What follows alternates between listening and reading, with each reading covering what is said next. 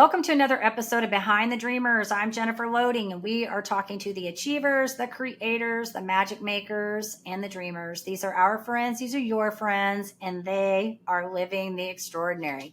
So I am so excited about my guest today. This is so much fun. She says she was born to become a successful entrepreneur. Growing up in Greenville, South Carolina, she says she developed a deep love for people, whether giving advice, listening, volunteering her time to her community, or just being there for loved ones. She was the founder of Kid Fusion, a mobile kids fitness program designed for children to help them overcome obesity and other weight-related issues. She said her goal was to combat childhood obesity, so in turn, that would defeat adult obesity. I love it. The plan and vision were to start locally with those that she could immediately help and then eventually scale her initiatives to a much larger, changing the lives of children one family at a time. And so what did she do? She volunteered her time in the community by working with nonprofit organizations. She says being a fitness instructor for kids was just the beginning of her journey. And so we're going to welcome her on in just a few minutes, but I do want to do a quick shout out to our sponsor. So today's episode is brought to you by Walt Mills Photography. If you are a creator needing post-production, consultation, or promotion, Walt Mills is your guy. Whether short films, YouTube films, photography work, or a new headshot, Walt can help you find a solution to match your needs. To learn more about Walt and his work, you're going to want to go to photosbywalt.com. All right, I'm so excited to get a guest on here today. Stephanie Sterling, she's a speaker, an entrepreneur, and she's the author of Fatherless Success. She continues to build her legacy through her brand, and her story inspires others. She continues to mentor and says she looks forward to being a support system and showing others that they are not alone in healing and overcoming adversity. So welcome to the show, Stephanie. So excited to have you here today. Thank you. Thank you. I'm honored to be here. It's so fun. So just so you know, when you sent your bio over to me, you have done so many like neat things. I love all the community work that you've done. And so I was like, oh my gosh, I got to kind of try to pick out the highlights here so I don't tell your whole story in the intro. So that's why you saw an abbreviated version of everything. Absolutely. Absolutely. You get it. Okay. So tell us a little bit about who Stephanie is. What are you doing right now? So the first thing is actually last night I was at the Inspiring Women's Award Gala because I was nominated for an entrepreneurship award. So just thank you to Mary MJ Harper with Pay It Forward projects. It was me along with 15 other women who received various awards last night. Beautiful event. And so I'm just honored to have been a part of that. Right now, my focus is doing my book signings, getting more exposure to my book. I just landed my second deal with a nonprofit. One of the initiatives I'm pushing with my book is being able to partner with nonprofits that align with my book. And basically what we do is they basically help me get exposure to my book. I set up a web page, I set up a flyer, a QR code, all of that. They get to pick the terms if they want to do it for a month, if they want to do it for 5 months. And then at the end of that period, 50% of the proceeds from my book goes back to that nonprofit. And so I'm excited to partner with my second one, the Fatherless Generation Foundation. Dr. Tori, she's amazing. Of course, her organization aligns perfect right with the fatherlessness, and her organization helps pretty much children who have never met their father. They pretty much help unite those children with their fathers. And so I'm excited about that. I have a ladies affair, which is a networking event that I've been doing predominantly for women for about a year and a half now. And I do that the second Friday of every month. It's hosted at Business Lounge Dallas. And I love this because it's purpose driven. And I created this space for women to be able to come and connect, build and grow, and also be able to build a sisterhood outside of those four walls. And so it's really theme and purpose driven. Next month, we're going to be focusing on business financial literacy. That one will be held Friday, August 11th from 6:30 to 8:30. And what I do is have speakers that align with the theme come and speak. I have women have opportunities to be vendors, and then just a space where we can not only connect and support each other, but also have great tools and resources to carry with us as well once we leave the event. So I'm passionate about that. I always will have a passion for the youth. So I'm a mentor with Big Brothers Big Sisters, and I do volunteer work throughout the community. I recently was in Leadership ISD cohort, which focuses on public education and the racial inequities. That was very amazing because now I have more tools to be able to advocate for my community, right? For those who may not have a voice or for those who just don't know because, if some things, if you're not aware of it, if you're not in that circle, as a single parent, they don't have time to be up on everything. And so just me Yeah. equipping myself with those tools so I can be an advocate for those families is amazing. Okay, Stephanie. So you've got a lot of exciting things going on. And like I mentioned early on, when I read your bio, I had to like pull all the most important things. And so thank you for sharing everything that you have going on. But I would like to know a little bit about the inspiration, like what led to this, because you mentioned, or I mentioned in your bio, and when you sent this to me at the beginning about how you were like destined to be this entrepreneur. So there had to be, some kind of inspiration. Did you grow up in an entrepreneurship family, or did you just always sort of have this little bit of something in you that you said, hey, I want to create, manifest something and help other people? So for me, no, I didn't grow up in an entrepreneurship background. My mom worked; she was a single mom, and so all she knows is work. The work mentality, survival mode, take care of myself and my brothers, and so for me, I believe that God just planted that seed. I was kind of born with that. For me, I've always been different from people within my age group. I always kind of a loner. I always did my own thing. I always did what I felt like was right for me. I never was in the crowds or had cliques. I was one of those people I could talk to anybody. I could be cool or friends with anybody. That was just always my personality throughout school. And so I believe I was already set up for that. So there was this feeling I had that I was just different, that God has. I didn't realize until I got older and understood what that was, right? But it's because God has greater things over my life. He has a greater calling over my life. And so that's why I always stray from the crowd because I'm destined to do greater things. And so I can't do what other people are doing. I can't be out partying every weekend. I can't be doing this because that's not the purpose that's over my life. Yeah, no, this is good, Stephanie, and I can certainly relate to some of the things that you're saying. I think that to be an entrepreneur, you sort of have to be a little bit different, right? Like you can't just always go along with the mainstream and be a conformist with things. You've got to stand out and you got to be willing to take risk. And with risk comes, victory and successes, but it also comes pain and hardship too, right? So Correct. I think that, yeah, you having some of that, being in a single home family or single parent family and having to take some of that on and then and watching your mom do the things that she did, but also, I think we learn a lot as young kids. And so I really love what you said to all of that. So thank you for sharing that. So let's talk a little bit about your book, because this is, I don't know when you wrote this. So tell us a little bit about when this was written and maybe a little bit about, I mean, it's obviously we know what it's about, but maybe give us some details about what you're trying to do with that and kind of the message with that. So I published it June of 2021. So I just celebrated my 2 year anniversary. And it was one of those things I had the title years ago, probably like 2015, 2016, because I remember networking with this girl, with this lady, and we were talking. And I said, I'm going to write a book. It's going to be called Fatherless Success. But at that time, that's all I had. I just wasn't, it wasn't ready yet, right? God didn't say move forward. So, anyways, time rolls by, fast forward to 2019, 2020, it was kind of put back in my spirit. And so I was like, okay, it's like God was telling me it's time to write this book. And for me, it was about sharing my journey, my experiences growing up without a father, how that affected me emotionally, and then being able to share my healing journey, all of the things I had to heal from that started from the fatherlessness.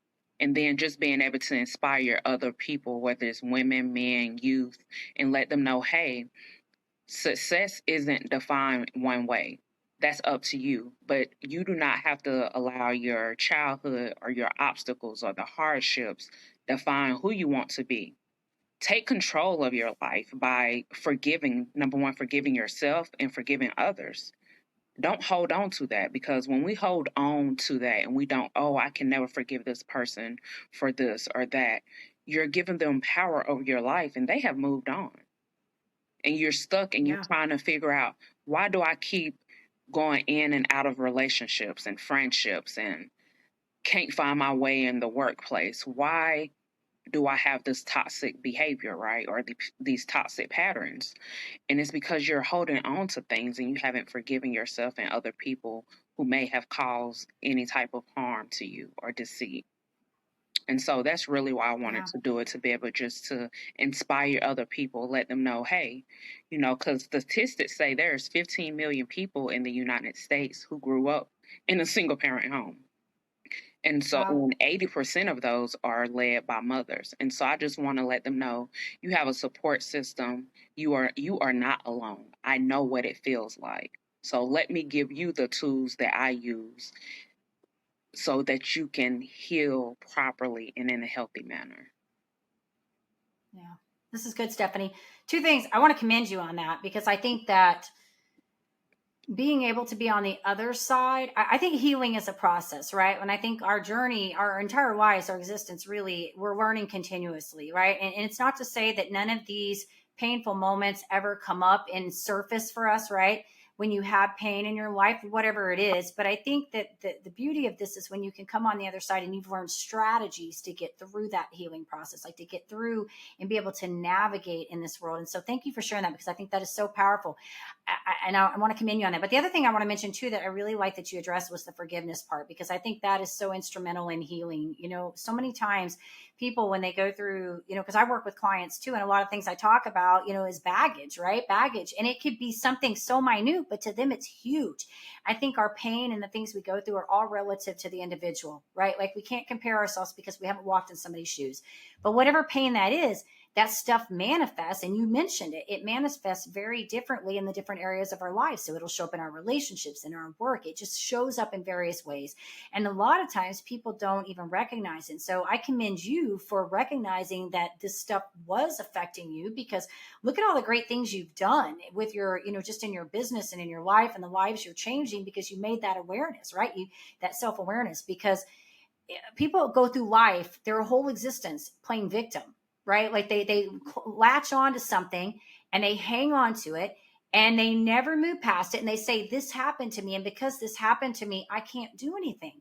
And really, they're the ones that suffer. And if they would just learn to forgive the perpetrator, the person that they feel did the wrong to them and themselves, they can move and they can do the great things that they want to do. And I feel like a lot of times people want to blame somebody else because they don't want to hold themselves accountable. Oh, well, that happened to me because Sure. he did this or she did this or this. Right. Okay. Things are always going to happen. But until you start Right. holding yourself accountable, you're not going to get past it. You're not going to prosper. You're not going to elevate. You're not going to grow. You're not going to be able to make it to the next level. Even for Right. me, And you're any situation, I tell myself, hey, I recount what happened in that relationship or situation, and I'm like, look, if I strongly felt like I had played a part, or even if I was unaware of a part I played, I say, you know what? Maybe I made, maybe I triggered this person, or maybe if something happened.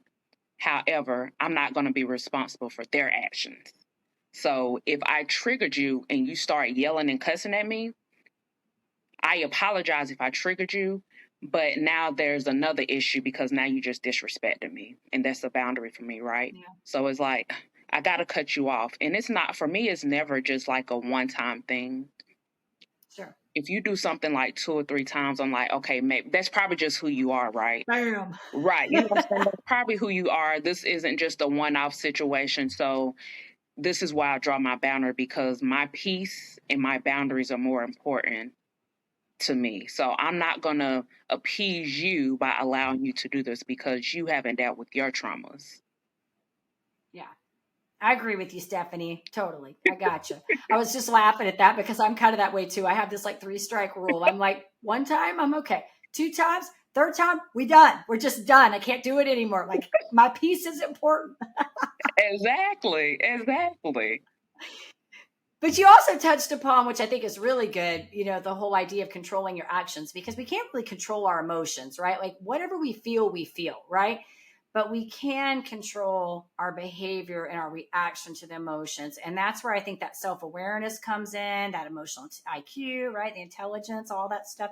EQ, I guess that's what we want, emotional EQ, right?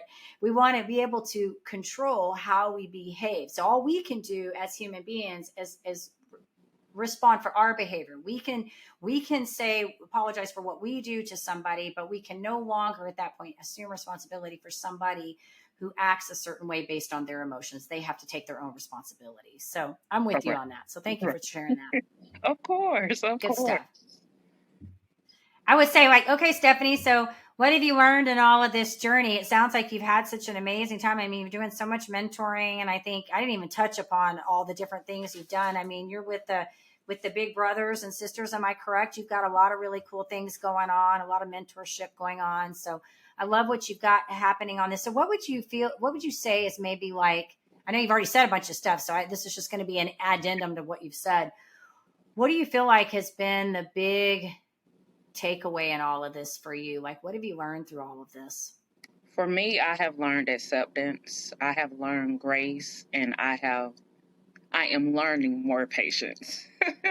And it's just Yeah. being able, number one, to accept where you are in that season. A lot of times we get caught up. For instance, I had knee surgery last year. I was a runner. Like that was a part of my cardio routine, and it works well for my body type. It keeps me lean, and so I have to do high intense cardio. But when I had knee surgery, I no longer could do that. Now I have to do low impact cardio. And so it was like in a huge adjustment. I went through a dark place because like I was used to doing this. I don't know how to adjust to this. And so for me, acceptance was key because it was like, Stephanie, you had to have this surgery because I couldn't run before I had the surgery because my knee kept getting inflamed. So, Right. I had to do it. So a lot of times we get hung up on who we were and where we were. Oh, I remember when I was here 5 years ago, or I remember when I was here last year, and then this happened. So for me, it's accepting where I am. And so, hey, maybe I can't run, but guess what? I can still go to the gym and I can still do the stationary bike. I can do the treadmill. I can do other low pack cardio things in my workout, in my routine. And so now, I'm at a peace of mind with that part of that space in my life. And so acceptance is just being able to accept where you are in that season. Every season is going to be different. We're going to put on weight. We're going to lose loved ones. We're going to go through financial hardships, different things we're going to go through. But the biggest thing you can do is learn how to accept where you are and don't get so hung up on where you were, because where you are, you're there for a reason. God put you there for a Yeah. reason, because I like to say that right now I'm in my incubator stage. And when you put something in an incubator, that's when it has to grow and all these things, right? And so that's where I Right. feel I am. I feel like, or when a child is born, they have to put them in an incubator because they had certain issues. But once they isolate them and put them in the incubator, those issues go away, and now they go back to being healthy. And so I feel like I'm in that period of my life because it's like figuring out where I need to be and how I need to get there and what I need to redo and what I need to undo, all those things. So I feel like I'm in that space where God is just saying, I'm preparing you for something, but right now I need you right here, being still, being patient, being obedient, so that I can get you to the next level, because I have to make sure you're prepared for where I'm taking you. And until I feel I like love you're that. prepared, I got to keep you here. And sometimes that can make us feel stagnant, or it makes us feel like, oh, I'm not doing enough, because I'm one of those people I'm a thinker. So when I stay busy, that helps me not be so caught up in my head, in my thoughts, in my Yeah. emotions. Yeah. And so I'm going to say it was May when he kind of set me down, like, I need you to be still for a moment. that was a second hard thing I had to do. And so during that time, it's like I learned how to be more graceful, and that's giving myself grace on my journey and also giving other people grace. Because, you know, I have a way that I do things right. Other people do things differently, and I know that. And sometimes it can be irritating or frustrating when people do things that you feel like are not up to par for you, right? But then you got to come back down to, hey, we're different people. So Right. let me learn how to give these people grace. Now, that doesn't mean you're going to be late for a meeting 3 times on me, and I'm still, you know what I'm saying? Yeah. So it's not, I'm like I tell people, I'm not God. I don't have unlimited grace, but you know, because you know we still have to make the best of our time. But that means like, hey, this happened. This happened a couple of times. Okay, let me give this person grace. Let me not bash that person or badger them, you know, or make them feel less than just because something happened beyond their control. And so that's just why I'm in the space I am of acceptance and grace and just being more patient with the process. I think that's good, Stephanie. And I do think that allowing the grace, I mean, it does, because especially if you're working with other people, like we're talking about, right? And we know how we have a certain way that we want to do things, and not everybody does things. They don't process information the same way. They don't move the same way, right? Like, it's hard sometimes, especially if it's important that you get things done the way you want them to get done. But I will tell you, I had a gal come on my show a while back. She had had a traumatic brain injury, and she wrote a book about it and how she was healing. And one of the things we were talking about was this whole accepting where you are. And I'm also a runner, so I still do run. I probably not near as fast as you know, were, and as good as you, but I've run some marathons and stuff. And I still do. And oh, and I tell you, Stephanie, I just heard every time I get out there, I'm like, why am I doing this? It just hurts, right? But it's such an efficient way to burn calories and get an exercise in, you know? But one of the things we talked about on that particular episode was that same thing that you were talking about, where we go back and we're like, okay, this is how I used to be, and recognizing that we're not going to be that way anymore, and accepting where we are now and the limitations we have, but also the beauty and the things that we can do, the other things that we can be able to still engage in and all of that. So it's all really about perspective, you know, at the end of the day. And so I think that's having the right mindset, right? The right space to carry that and say, you know, things aren't perfect, but this is where I'm at, and I'm going to accept where I'm at, and I'm going to make the best of the situation and use the gifts I have to move forward. Exactly, exactly. So, you know, I've been working out 4 days a week. I do 40 minutes of cardio, some on a stationary bike, the other I do like the incline on the treadmill. And, you know, I feel good. Maybe I may not be getting to the end result or where I want to fast, but as I remain consistent, I'm seeing results. Yeah, So that's the biggest thing. good. And that's what you want. That's what it's all about. Staying And healthy. I love it, Stephanie. Love it. So, one final question I want to ask you, for, say, some budding entrepreneur. You've said a lot of really good stuff. So, I think if they listen to this whole episode, they're going to get a lot of advice. But I do want to give you one more chance to say something, because I think you probably have something else. Any last minute advice you would give to maybe a starting entrepreneur that's kind of on the, you know, maybe they have a new idea that they're coming to, they want to bring to fruition, or maybe they're kind of in that place where they're incubating like you and they're ready to, other than we talked about giving grace and being patient, but maybe anything else you want to add to that? outside of that, you know, honestly, networking is very important. Networking and then following up with those contacts. I tell people building relationships is so important, because some spaces that I've been in, some things I've been able to do, I would not have been able to do it. You cannot do anything by yourself. And I know sometimes, you know, when you're just starting out, there are a lot of things you have to do by yourself. But being in spaces where you're networking and you're building, don't just go out and go to 10 different networking events a month and you never have time to follow up. Just make sure you have some type of plan. So then once you network, you follow up with those people and start honing those relationships. And people have to remember that a lot of times the first 2 to 3 to 5 years, you're not going to be making money in your business. Most businesses don't. But as long as you're planting those seeds, right, and you're taking care of what you need to and laying that foundation, it's going to come back. And although it may be, oh man, this is taking so long, because I even tell myself that I have put in so much work, and it's like, where am I going? That's how I feel sometimes. But then, Yep. I see the fruits of my labor in other ways. People may send me a text or message me on social media like, oh, I read your book, or, ladies come to the ladies networking events and like, oh, this was so powerful and thank you for doing this. And, those are the small things that keep me going.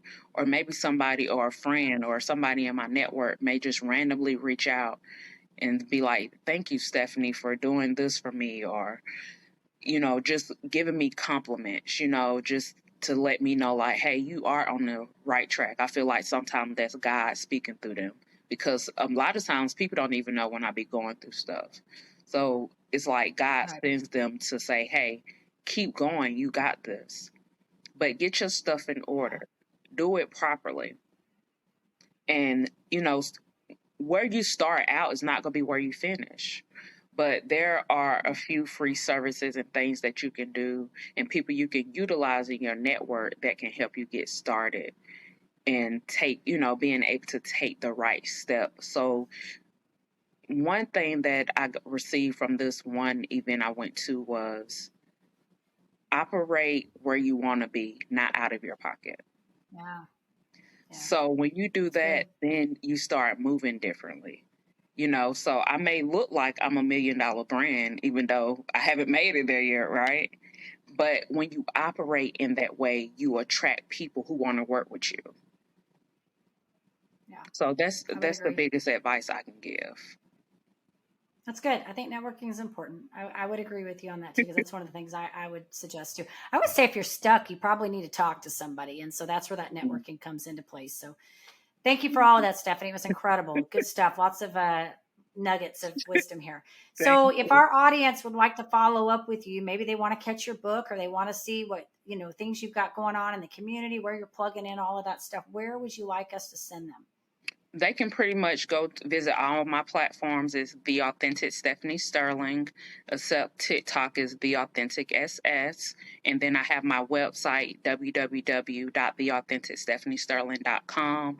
And there they can go to subscribe, and it has all my products, shirts, books, anything I have going on. And they can also subscribe to the website to stay up to date and in the know, is what I like to call it. Staying in the know with Stephanie about any events, new services, all of that. Very good. All right, Stephanie. Well, I love what you're doing. And I just want to say thank you so much for coming on here and sharing with our audience and continue, inspiring and doing all those great things that you're doing. I know you're making a difference. So thank you for doing all that. Thank you, Jennifer. And I wish you well in your endeavors, and you continue to, help build our entrepreneur space in our world so that we can get more exposure to. And anything I Yes, can do to yes. help you, please let me know. Absolutely, absolutely.